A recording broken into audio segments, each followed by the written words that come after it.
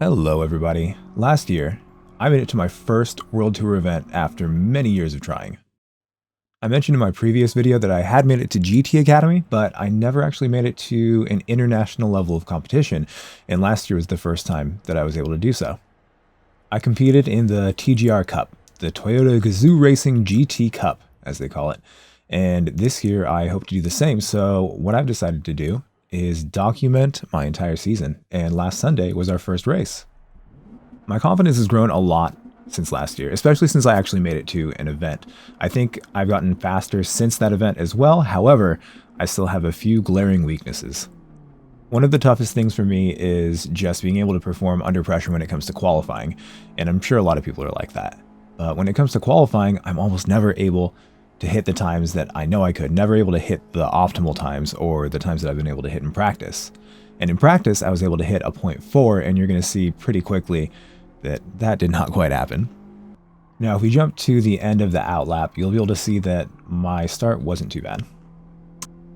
I think on any track where there's a really long straight for the first turn that I just get in my own head. What's really funny is during the entirety of all of the test seasons, I pretty much just practiced a single night or I didn't practice at all. And when I got in, I performed to the best of my abilities almost every single time.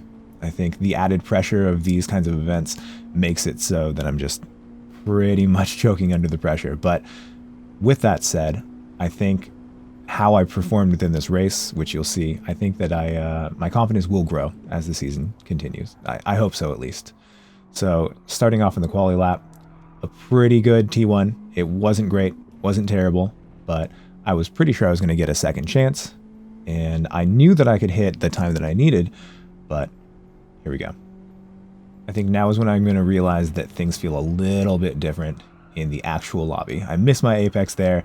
I have to really hesitate on the throttle, lift off a few times, and so I was realizing that things are definitely not feeling the same way as they did in the practice lobby, and that happens from time to time. It's usually not a drastic difference, but for whatever reason, the TT obviously feels different. For whatever reason, not having fuel in the car for just the leaderboard attempts, that always feels way different than being in the lobbies, and then the lobbies feel different than the actual race itself, for whatever reason. And even though I'd made that mistake before, I figured that I could adjust pretty easily to what I was feeling. And then here comes the hairpin. I didn't do anything different, and I missed the apex by a mile. And that right there wasn't responsible for the entirety of my lack of pace in qualifying, but I repeated it on my second lap, and so on my second lap, I didn't improve. Watching this over again, I could have gone a little bit faster there, but again, it wasn't too slow. It was just that I was probably too nervous, and I wasn't able to adjust to how different everything felt. I'm assuming that the track temperature maybe was a little bit different, or maybe there's some kind of hidden variable that makes things feel different in the different types of races and lobbies, but either way, it's no real excuse because, you know, the same people who perform really well perform well all the time. And so it's just something that I need to get used to. But that was pretty much my quali lap. We'll go ahead and watch the finish just so we can see. Randall's already got a 2:14.8. Callan just hit a 0.6. And in practice, I was hitting 0.4s with an optimal of a 0.2. And I didn't come even close to that, unfortunately. For me, only a few other people really seemed to perform to the best of their abilities. I was right behind Doodle, which felt good, but Doodle, if you're not familiar with him, is an incredible driver, absolutely fantastic driver. He's a legend, and the race that I had with him is something I'm going to remember forever. I've been racing against him while I've actually just been chasing his time since Gran Turismo 5, and this is the closest I've ever been to being able to challenge him. And the funny thing is, he didn't practice whatsoever, and I spent 3 days practicing this. But either way, Callan up top, Randy in second, Doodle in third, it all makes sense. I have a really big love-hate relationship with the way they start these races. There's usually the really long song, but TGR doesn't have that. But no matter what series it is, if it's any of the GTWS series, they always have this really long introduction, and they go over every single person on the grid. One thing that not a lot of people consider outside of the top split is this actually makes your tires cold. And so if lap 1 feels a little different for you, it might be because your tires are cold. I wanted to mention that Randy's livery, it was a Tokyo Extreme Racer Zero livery, which I absolutely love. And of course, you see Lester in his gold livery all the time. It's classic. You love to see it. It was cool to see 11 on the field. I think everyone else was in a Trueno. And it is really cool being able to see how everyone, like, either they represent their team or they represent like a subculture that they love. Of course, I had the initial D car. Couldn't have anything else. Missed the MCA with the classic Toyota colors. Anyways, it's a veritable who's who of top split North America. And it's almost like a secondary nations. Only 3 people get to go, and last year I was one of the lucky 3. But anyways, my nervousness is definitely peaking at this point, but for some reason I'm able to focus up and perform a lot better during the races than I am during qualifying, and it's definitely something I'm going to continue working on. Sim racing starts are always really scary because everyone is trying to do everything they possibly can to gain some kind of advantage, and I think one of the main reasons that sim racing has this issue is that there's no real world consequences if something happens. You're not paying the bill for your car. If someone messes up, it doesn't ruin their entire career. It doesn't cost thousands of dollars, and so a lot of people just go for it. But with that said, it was surprisingly clean. And of course, I'm not going to track out Sam. We love Sam. Even though he fully deserves me to track out on him half the time, we love him. I mentioned before that Doodle had not practiced whatsoever. And of course, seeing that he had made that big mistake there, I knew I had to jump on the opportunity to do just something, do absolutely anything. Even if it meant a desperate move, I had to do something because Doodle's the kind of guy who will warm up in a race. The amount of practice I put in 2 or 3 days of practice, practicing for hours, and Doodle is going to be able to get faster than me by the end of this race. And that's just who he is. He's definitely probably one of the very best road car drivers in all of Gran Turismo history, if not the absolute best. Bump drafting is a big thing in Gran Turismo, and so seeing Sam give Doodle the bump draft meant that Sam was also going to be pretty aggressive trying to get in front of me or in front of Doodle, whatever he could do. But of course, you also want to balance that with the idea that if you battle too much right at the beginning, then it's going to be anybody's race. And so even if your pace is better than people 2 or 3 positions behind, if you spend all of your time on the first lap battling someone else, they're going to be able to catch up. And if you make a mistake, they're going to be able to get in front. And it is much more difficult to overtake someone than it is just to keep them behind you in most circumstances. Now, I knew I had pretty good pace. I wasn't able to access my pace in the vast majority of the practice that I had done leading up to this race, but I knew that I had enough pace to at least bother Randy. Alan was able to run away from me every single time. I was able to match his pace when I was driving by myself, but when it was with anyone else, I definitely couldn't. And when it comes to Randy, I was able to stay away from him for about, I want to say 10 laps, and then on the final corner of the last practice race I did with him, he was able to pass me. So I didn't really think that I was going to be able to do much, and I definitely wasn't about to catch up with either of them, because both of them are both very fast and they're very smart. They're not going to let the pack behind them catch them. They'll work together until the very last moment, and then they'll put in the work to see if they can make a move. Either of them. If either of them were in front, then they would just do exactly that. Now, when I came out of T1, fully clear of both of those cars, I started relaxing a little bit. I made the mistake of thinking that Doodle was going to make that same mistake he made on the first lap, every single lap, and I had kind of fooled myself into thinking that I'd be able to run away, but again, it's Doodle. Like I said before, just one of the very best road car drivers that Gran Turismo has ever seen, a fantastic driver overall, and it didn't matter that he hadn't practiced, because he's Doodle. The magic number that we're generally looking for in Gran Turismo is 1 second. You want a 1 second gap between you and the person behind. In pretty much all iterations of the slipstream, even at the points when slipstream is stronger than only 1 second behind, it is strongest when you are within that 1 second. And the closer the people get to your bumper, then the stronger the slipstream effect is. After watching this race a few times, I realized that the hairpin, not only in qualifying but in the race itself, ended up being my weakness.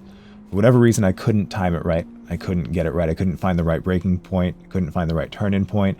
I was sliding too much, and that's something I still haven't quite figured out. But I'll know for the next time that we have a Fuji race that it's something I really need to focus on and really lock down before we get to the actual race.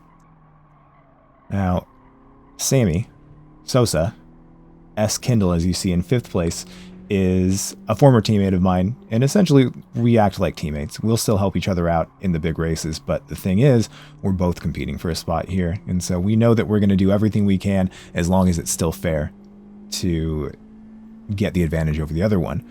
So I couldn't really count on him on doing too much to try to slow Doodle down. Not that he would, but what I mean is, if, let's say that I had an opportunity to go to an event and Sammy didn't, then you might expect him to battle Doodle more or just try to pass Doodle. But if Sammy is also trying to get ahead of me, then he'll definitely be smarter about it and not attack Doodle, allow Doodle to do the work, so then both of them could potentially get in front of me. These are the things you have to consider when you're racing with your friends or when you're racing with anyone, really. This is definitely also the kind of thing that you want to think about just for yourself as well, because if I could work with Doodle, and by that I mean if he were able to go for a pass and I just allowed that to happen and slipped in behind him and then followed him through, didn't offer him any kind of challenges, then would we potentially be able to catch up to the people in front? And I immediately realized after turn 1, and you can see by the delta between myself and Randy, that there's absolutely no way that even working with Doodle, I was going to be able to catch up to those two. Because if those two saw that we were catching up, they would simply completely stop fighting. Certainly Randy would start pushing Callan down the straights. And so I figured my only opportunity to stay in front of Doodle or to beat Doodle would be to defend every time he went for an attack. And then hopefully I'd be able to make it cleanly enough times for him to make a mistake, and then I'd be able to break the slipstream. The slipstream really is the great equalizer. And obviously you don't want to rely on that. If he's got better pace, he's going to be able to catch up no matter what. But if we're on equal footing and I'm able to get out of slipstream, it's going to be much harder for him to catch up to me. It was at this point that I started really fooling myself into thinking that I was going to be able to run away from Doodle. At this point, last lap, I was a little bit more than 3/10 ahead of him, and being 5/10 ahead of him at this point, I had really thought that there was a chance that I was going to break away from him. I wasn't sure if Sammy was making any moves on him, and I actually wasn't aware whatsoever that Dino and Robbie were close at all. I thought they were really far back because when I looked in my rear view, I had only seen the two cars. I didn't realize that you can actually still see both Dino and Robbie pretty close behind. At this point on the straight, my confidence was pretty much skyrocketing. I was certain that I was going to be able to get away from Doodle because now there was an 8/10 gap between the two of us leading into the front straight, and I knew that if I could just do the exact same lap, or at least I thought that if I could do the exact same lap one more time, then I'd be set. I was only 3/10 off of Callan's time. I knew that I could go a half second faster if I really nailed it, but this wasn't going to be the case. This car is just really tricky, and for whatever reason, I could not nail the entry to that corner. I was sliding sometimes, not sliding at other times, taking a different line. I was kind of experimenting depending on how the car felt, but no matter what I could do, it wasn't enough to make it consistent, or at least consistent enough. And even though I was faster than the last lap, I still wasn't nearly as fast as I was in practice when I was by myself, and it definitely wasn't enough. And at this point, Doodle was definitely catching me every single T1. He's only 6/10 behind me at this point. I remember specifically at this point thinking that maybe I just messed up T1. It wasn't good enough for what I'd done in the past, and I still had an opportunity if I could perform the same way through the last half of the lap that I did on the last lap, then again, maybe I'll be able to get away from Doodle. I also distinctly remember at this point thinking that even if I was far ahead on the straight, if Sammy decided he wanted to work with Doodle and bump draft him, then even if I was a lot faster through the second and third sector, they might be able to completely make up for it. So again, I was just keeping my head down, trying to do what I could. A really interesting thing about this car is that it's still got an open diff, just like it did in real life. And if you're too heavy on the throttle there, and if you slide the inside tire, it can then grab the other tire in that curb gutter right there and completely make you spin. It's almost like a glitch, but it's not a glitch. Like, I'm certain that would actually happen in real life. When you're messing with an open diff and then your tire gets caught in a gutter, things go crazy. So that was something I was thinking about every single lap too. Probably something I didn't really need to since it only happened once, but I was thinking about that every single time on that corner. I didn't want to slide at all through there because I was certain I was just going to snap around. So once again, I found myself on the front straight, nearly 9/10 ahead of Doodle, and I was able to calm myself down after seeing that he had gained on T1 last time. I did, however, have the thought in my mind that maybe he's just going to be a lot faster than me through there. And seeing that I had gone much slower that lap, I figured I could probably lock it up, really get my head down, and if I really just drove how I did, in the solo sessions, then I really had nothing to worry about. I was able to nail T1 a lot better than I had before. It felt a little bit slow, but I got a much better exit than I did on that last lap, so I thought that I was probably going to be able to get away until I looked at the delta. I saw that he was only 7/10 away, and I was also more than a tenth faster than I was on my fastest lap, and that's when I started realizing that Doodle is getting warmed up.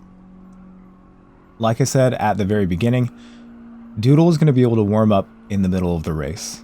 Whatever his pace is in the first few laps, they're not going to be the same. He didn't turn a single lap of race pace practice. This is a really, really good example of the vast difference in skill level even within the top split. Like I said before, I actually made it to the World Tour last year. This is me with 3 days practice going slower than a man who decided on a whim that he was going to jump in and do the race with 0 practice. Like I said before, I had been racing against Doodle's times since Gran Turismo 5. I don't think a single time I'd ever beaten him in a time trial.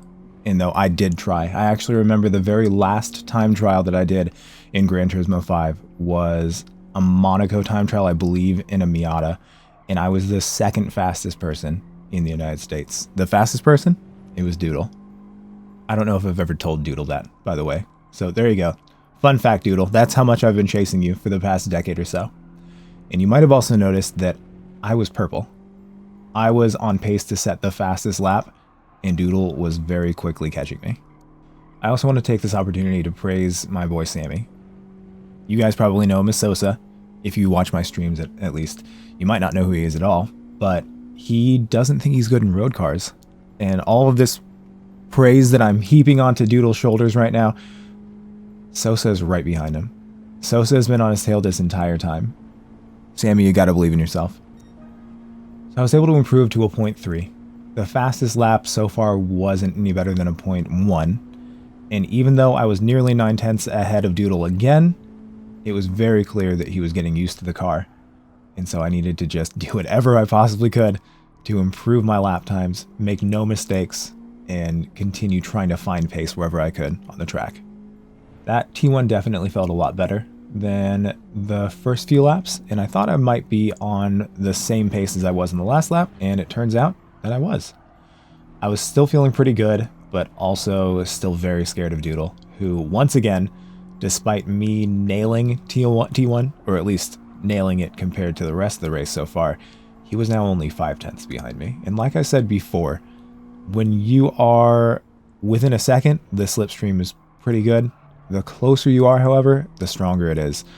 And even though this isn't a really long straight, it is straight enough that that only half-second gap is going to mean something for the slipstream that he's able to get on me now. Not only that, but both he and Sammy were better than me at this little chicane, this little hairpin chicane. Both? Is it both a hairpin and a chicane? It kind of is.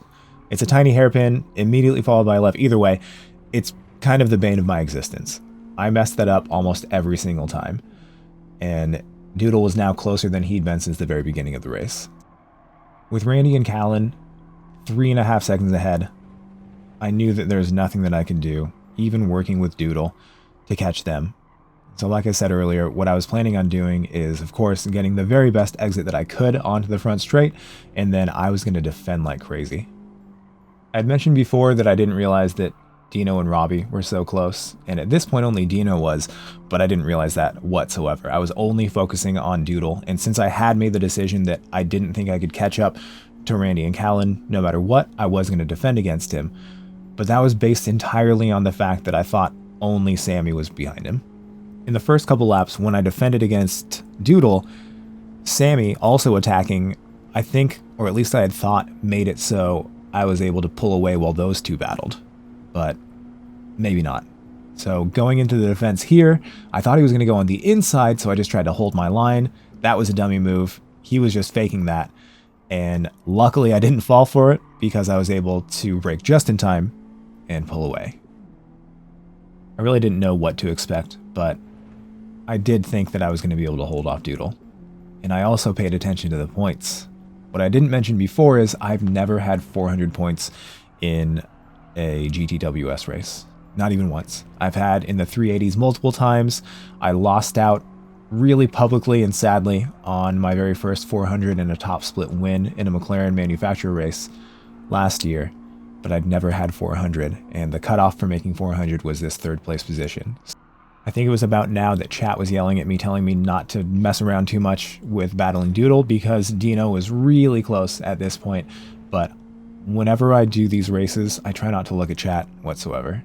I think I did a little bit later on in the race, but I try not to focus on chat because, as you can imagine, it's really difficult to drive at your full pace while reading chat.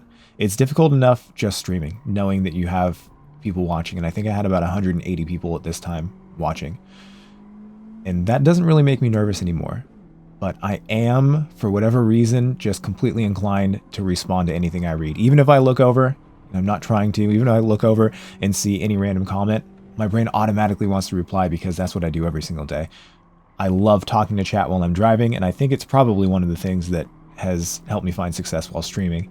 And it's really fun being able to talk to people while you're racing. And so I've been trying to not do that during the GTWS races, and it might have actually saved me. Well, I guess it wouldn't save me because nothing happened with Dino catching up, luckily. But in the future, I think I need to monitor chat more because they're definitely able to give me tips and give me hints and keep me from those kinds of dangers. I think my confidence was saved just a little bit by knowing that I was able to successfully defend against him once. I wasn't foolish enough to think that I'd be able to do that every single time, but this did seem like the main opportunity that he was going to have to pass me. And if I could just do that 5 more times, then maybe I'd be able to stay in front of him. No matter what, I pride myself on clean driving. I'm never going to do anything to push someone off track. I'm never going to track out on anyone unless they're the type of person that would do it to me or had done it to me. But when it comes to someone like Doodle, or just really anyone who hasn't done me wrong, I'm never going to track out on them. Never going to do anything. I will, however, do everything I can to defend, even if I shouldn't. And while I had illusions that I'd be able to defend in that corner, Doodle's just way too damn good. So now that I had lost my position, we had to change plans. What I really should have done was make sure I make Doodle as comfortable as possible. When you're following someone and you want to make it really clear that you're not going to pass them, you can move away from their line. Like if they defend on the inside, you can just go and either bump draft them, or you can just go straight to the normal line, or even lift off a little bit to give them extra space so they're really certain that you're not going to do anything stupid. But sometimes your instincts take over instead of your intelligence, and I definitely went for it. Knowing I'd braked really late, I wanted to turn in and just slide the car rather than hit him, and I ended up completely stopping almost. I didn't think I was going to be able to. I was actually trying to get the car really sideways there so I could just rotate and give him space, but I felt really bad that Sammy ended up running into me because I completely stopped. I actually didn't have to. I could have made the corner and probably had a battle with Doodle through there, maybe, but either way, I felt bad at that point. Sammy didn't mention it though, so Sammy, I don't think I told you before, but I felt bad about that. Anyways, love you. Sammy will do absolutely anything to make a pass if he can make the pass, but I know he's never going to do anything dirty in a race that really means something, so I just went ahead and took a normal line so I could try to stay close to Doodle and then grab his slipstream on the straight. One of my favorite things about racing is overtaking, of course, and how many different options there are for overtaking. It seems like he's just going to defend hard and stay on the inside, but you never really know. He had success on the outside last time, so of course maybe he's going to go for that again. And there he goes, taking the normal line. So of course I get as close to him as I possibly can.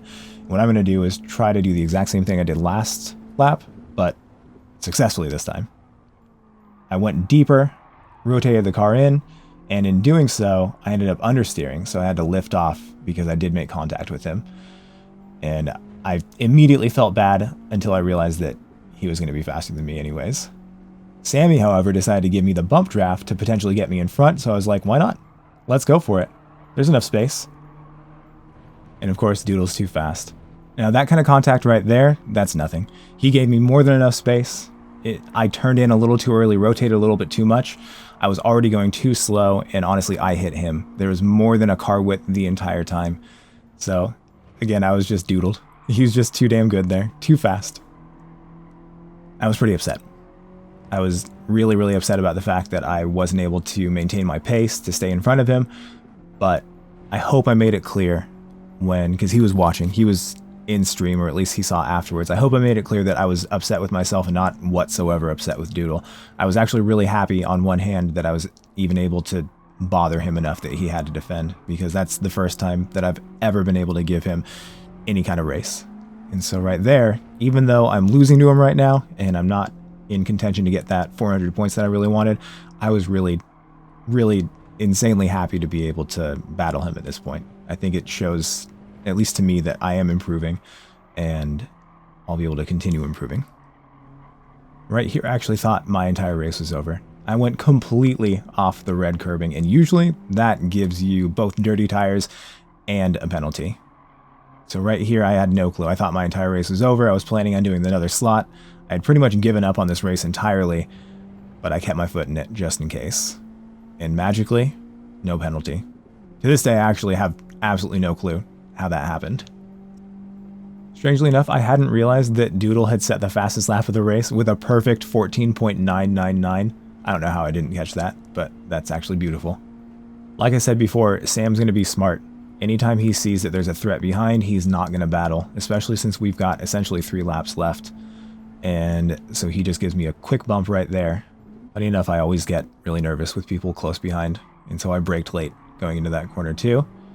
But even funnier than that, it brought me closer to Doodle, and I somehow carried more speed despite the fact that I missed the apex. Jumping ahead to the very last lap, pretty much absolutely nothing had happened until the very last part of lap 11. I was able to get close enough within Doodle's slipstream that I was able to make an attack. With Sammy almost a full second behind, I knew that I was safe enough that if I did mount some kind of attack, that I didn't have to worry about losing another position. And at this point, I was half on the fence thinking about possibly doing the next slot instead of just accepting the points if I were behind Doodle, so I figured I had nothing to lose. In the back of my mind, I realized that that move was probably not going to work on him, especially since I wasn't able to defend on the inside, which I felt was a stronger position. However, I did think I was going to be able to get a better exit, so I was going to be able to catch up to him, and that's exactly what had happened. I was able to stay close enough to stay within his slipstream, and so I was going to continue the attack through the end of the lap. Doodle, however, had obviously warmed up. He was at his peak speed, or at least as fast as he could be without any kind of practice. Had he actually practiced, he would not be anywhere near me. He would probably be up there giving Randy and Callan a hard time.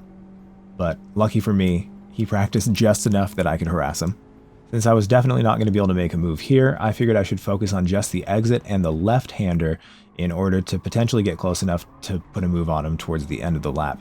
And I think that might actually be what I needed to focus on the entire race, because I believe that was the fastest I took the hairpin in the entire 12 laps we were racing.